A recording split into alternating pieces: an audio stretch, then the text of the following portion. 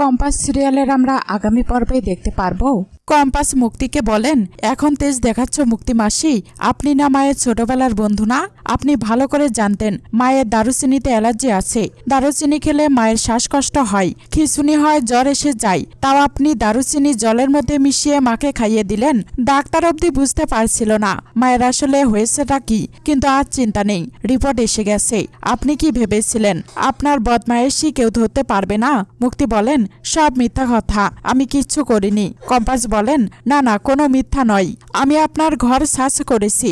আপনি পাতি একটা গরম মশলার প্যাকেট কিনে এনেছিলেন, তাই না? সেই প্যাকেট থেকে দারুচিনি বের করে নিয়েছিলেন, তারপর প্যাকেটটাকে শোকেসের তলায় ফেলে রেখেছিলেন। আমার মাকে আপনি কাঁদিয়েছেন, তাকে অসুস্থ করে দিয়েছেন। আপনি কি মানুষ? একবার ভাবলেন পর্যন্ত না এতে মায়ের কোনো বড় ক্ষতি হয়ে যেতে পারত? আপনি এতটা খারাপ মানুষ কি করে হতে পারেন?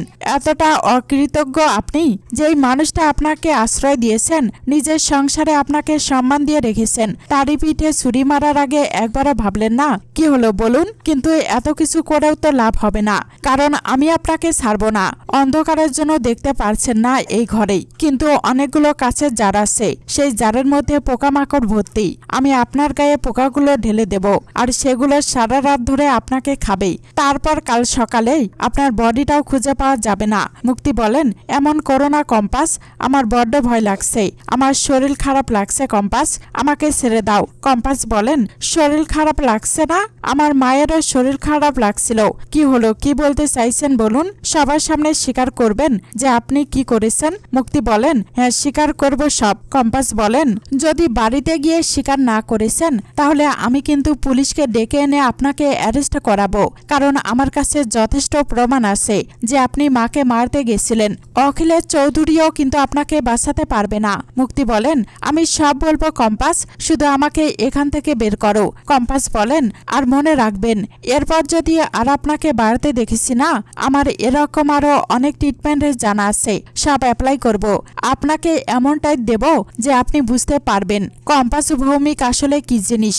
মুক্তি কম্পাসকে বলেন, আমি ঘরে ঢুকে দেখলাম ঋতুজার জ্বরে ভোগাচ্ছে, তাই তাড়াহুড়ো করে যাচ্ছিলাম ডক্টরকে কল করতে আর জলপট্টি নিয়ে আসতে। কম্পাস বলেন, শুনুন, আপনাকে না কিচ্ছু করতে হবে না, ঠিক আছে? দয়া করে ফেক সিম্পাতি দেখাবেন না, বুঝেছেন কি বললাম? আপনি এখন আসতে পারেন, মায়ের দেখাশোনা আমি একাই করতে পারবো। মুক্তি বলেন, এই মেয়ে তোমাকে এত বড় সাহস কে দিয়েছে আমার সাথে এভাবে কথা বলার? হাব ভাবখানায় এমন করছো যেন তুমি এই বাড়ির কর্ত্রী। শুনতে পাওনি অখিলেশ কি বলেছিল? ওর বউ হয়ে এ বাড়িতে আমি থাকবো, তোমার ওই মা থাকবে না। আর তোমার ওই মা না থাকলেই তোমার ওই এই বাড়িতে কোনো জায়গা হবে না, নিশ্চয়ই তুমি সেটা জানো। কম্পাস বলেন, আপনার কানে কি শুধু অখিলেশ স্যারের কথাগুলোই ঢোকে? মা কি বলেছিল শুনতে পাননি? আবার রিপিট করব, এই বাড়িতে আপনার অধিকার